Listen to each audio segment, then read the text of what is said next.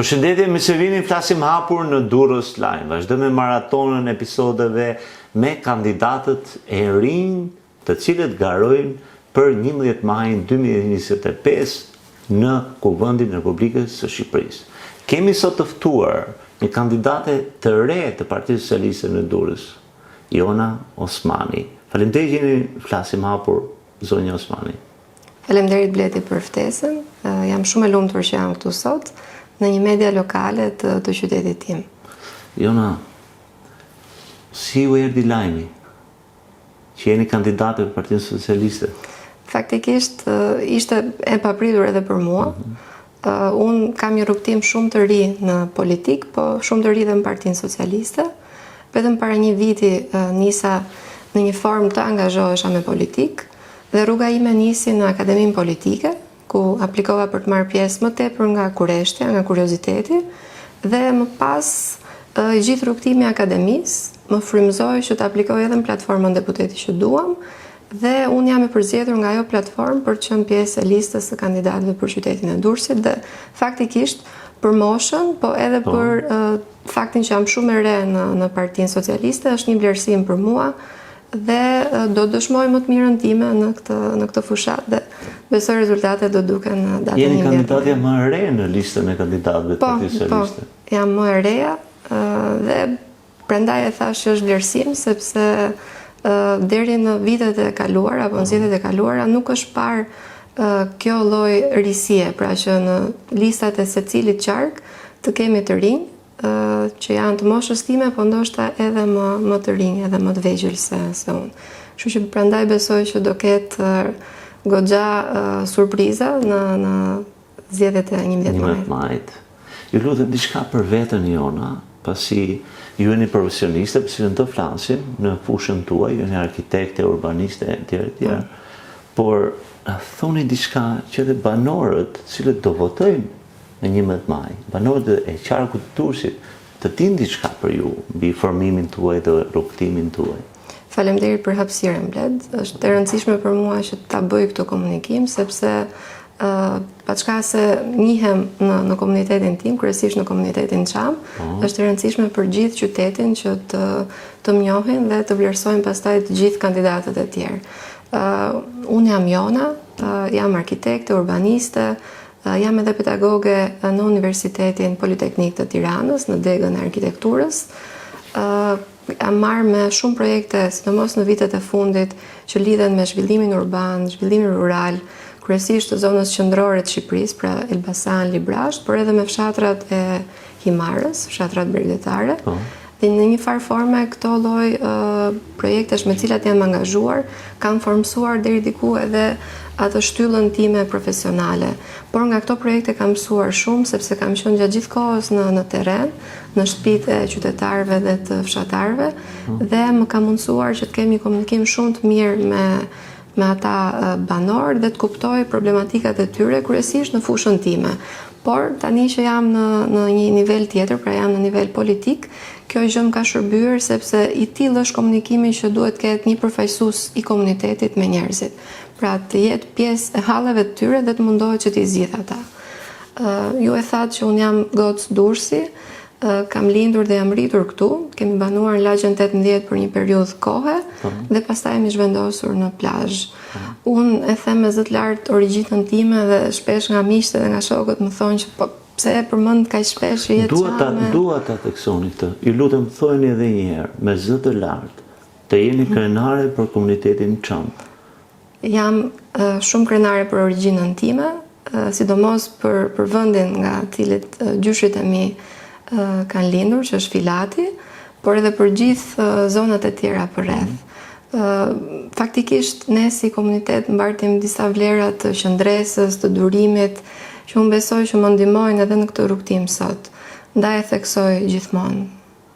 Patjetër, sepse jo vetëm për shkak të historisë, por edhe të qëndresës, fjalë e bukur kjo, të gjyshërve, të prindërve tuaj dhe të brezit tuaj, sepse ju vazhdoni me qëndresë. Po, dhe historia ka treguar që ne si komunitet kemi ditur gjithmonë që të ringrihemi.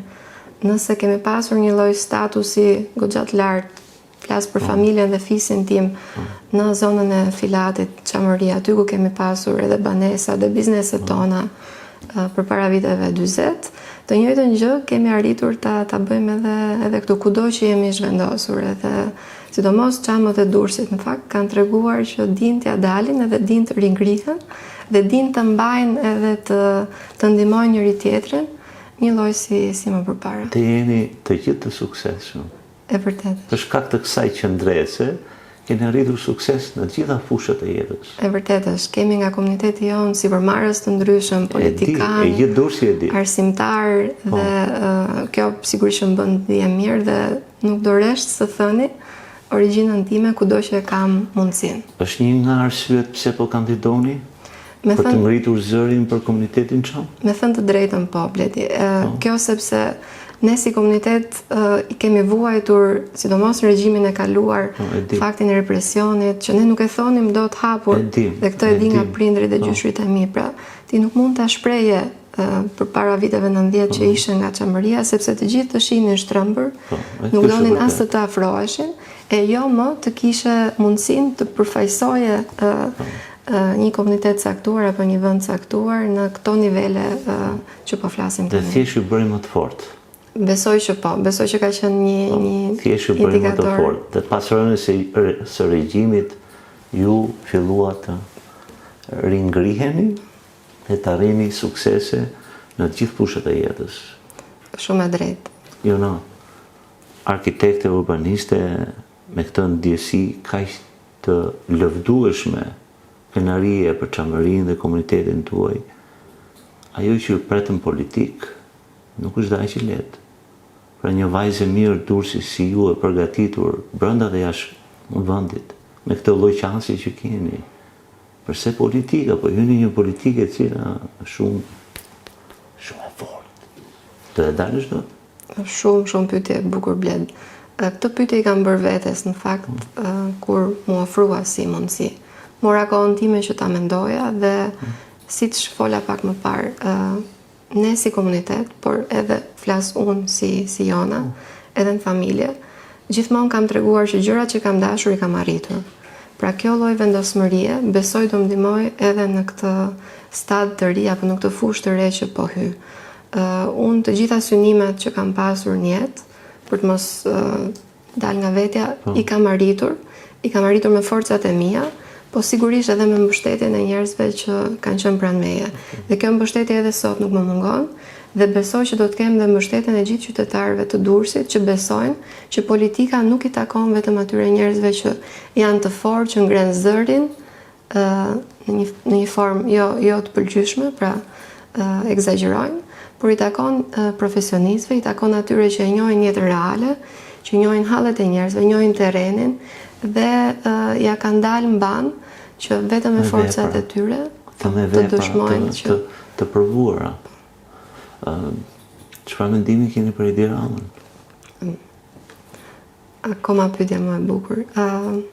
Edi Rama është, nëse mund të them një fjalë, është lider, në botë kuptimin tim. Në gjithë këto vite qeverisje të Partisë Socialiste ka dëshmuar se ka pasur një vizion dhe atë vizion ka arritur ta realizoj. Sigurisht edhe me anë të një ekipi shumë të mirë që ka pasur pranë vetes dhe ku do ndihesha me fat nëse do të isha pjesë dhe besoj do të jem pjesë pas zgjedhjeve të 11 majit. Vizioni i tij për Shqipërinë 2030, por edhe vizioni i tij për zhvillimin urban kryesisht që lidhet edhe me fushën time, është ndoshta një nga pikat e tij më të forta, sepse ai ka shndruar faqen e qyteteve dhe të fshatrave tona në një formë që ne nuk mund ta kishim menduar nëse do të ishim qeverisur nga një forcë tjetër apo nga persona të tjerë. Besoj edhe fakti që ai është artist, dhe ndoshta lidhet pak edhe me fushën time, po edhe me faktin që unë kam lëvruar pak artet në përgjithësi, pikturën, pianon, më afron pak edhe me botë kuptimin e tij.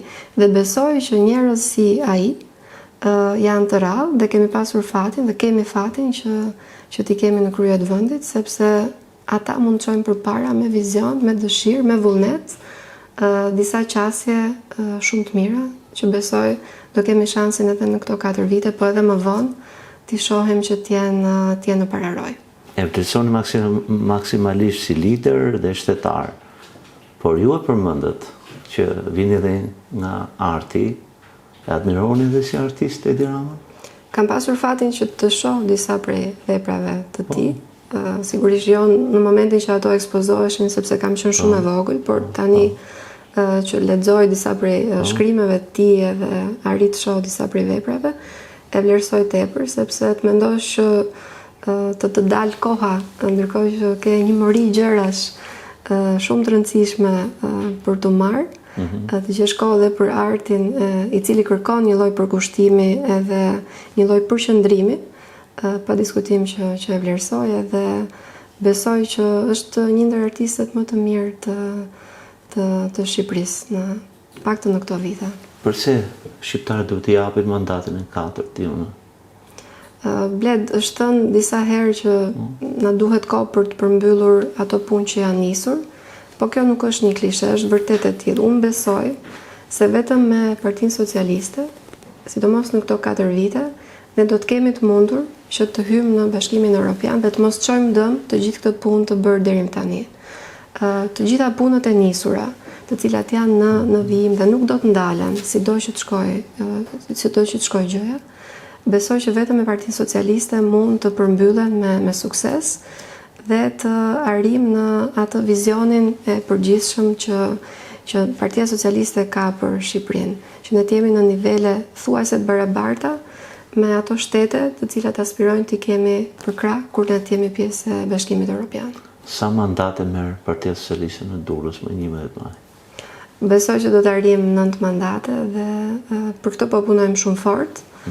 Unë kam bindje në plot që sido që të shkoj puna për mua si kandidate, Partia Socialiste do dëshmoj edhe një herë në Durrës që është forca kryesore dhe forca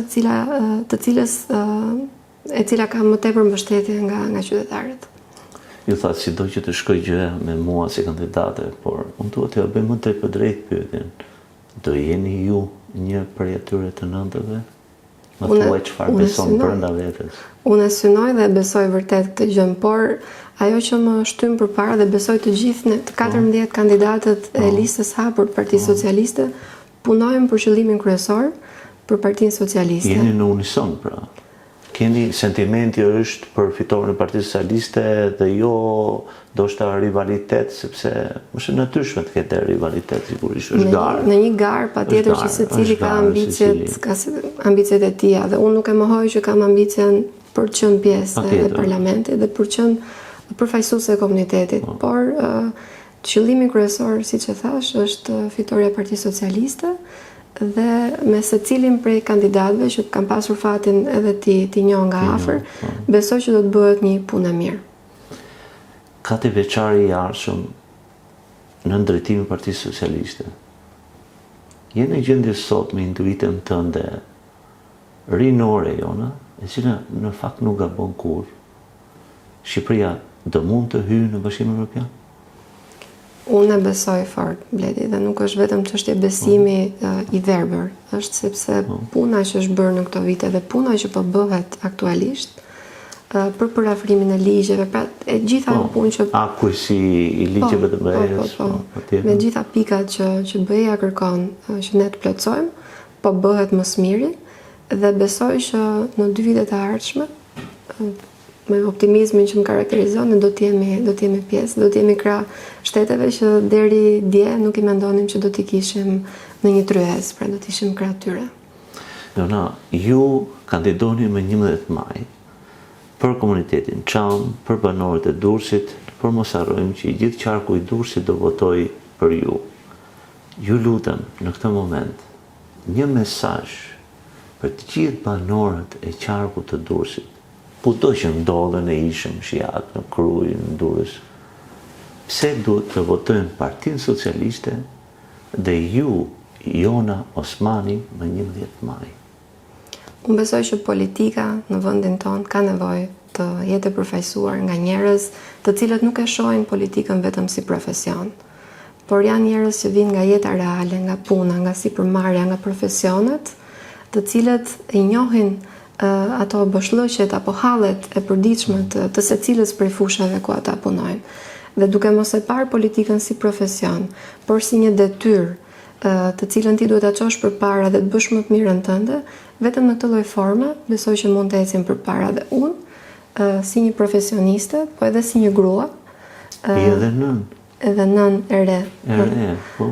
Një vajzë e 2 muajshe, besoj që do të bëj më të mirën time për përfaqësuar ato grupe që kanë qenë të pa adresuar deri më tani.